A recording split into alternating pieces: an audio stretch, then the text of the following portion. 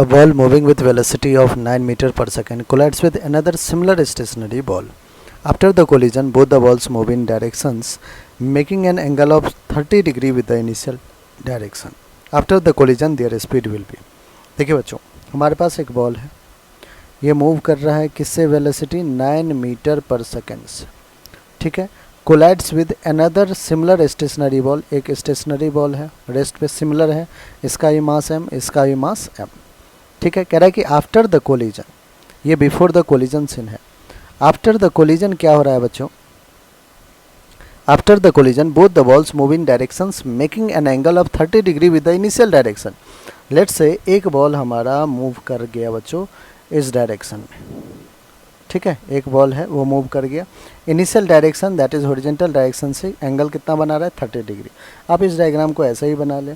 Let's say ये हमारा एक बॉल है जिसका मास m है, ये कितने से जा रहा है, इनिशियल से 30 डिग्री पे, और दूसरा बॉल जो है वो भी क्या कर रहा है बच्चों, वो इनिशियल से 30 डिग्री पे ही दूसरी डायरेक्शन में, मतलब इनिशियल से 30 डिग्री पे ही, तो v वेलोसिटी से लेट से जा रहा है, ठीक है. जो दूसरा बॉल है वो यहाँ पे मैं बना लेता हूँ, एक मिनट, इस बॉल को थोड़ा ऊपर बना लिया, ठीक है. रुकिए, डायग्राम को थोड़ा ढंग से बना दें.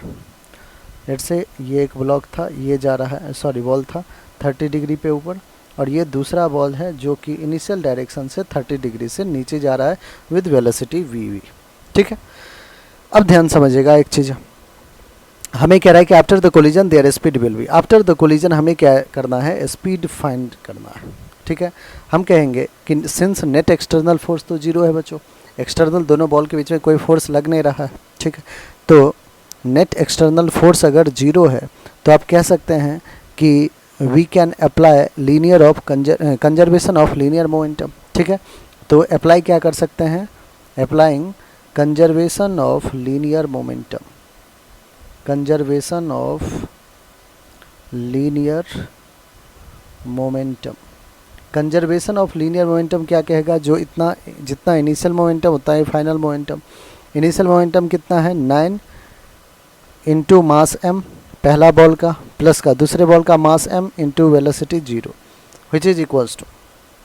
अब देखिए बच्चों, ये मास m, ये मास m का बॉल है, एक बॉल फाइनल कोलिजन में m v cos 30 से जा रहा है.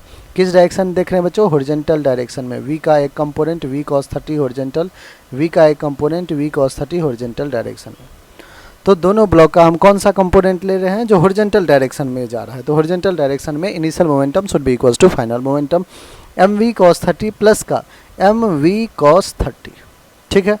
9m is equals to M V cos 30, M V cos 30 2mv sine 30 1/2 होता है बच्चों, cos 30 √3/2 होता है. मास ने मास को कैंसिल आउट किया, 2 ने 2 को कैंसिल आउट किया. जो v आ रहा है वो आ रहा है 9/√3 इंटू √3/√3 कीजिए, तो √3 3 बन गया, 3 3 जा 9, दैट इज 3√3 मीटर पर सेकेंड इसका स्पीड आ जाएगा. 3√3 मीटर पर सेकेंड कौन सा ऑप्शन है, ऑप्शन नंबर 2, और यही हमारा क्या है, बिल्कुल करेक्ट ऑप्शन है.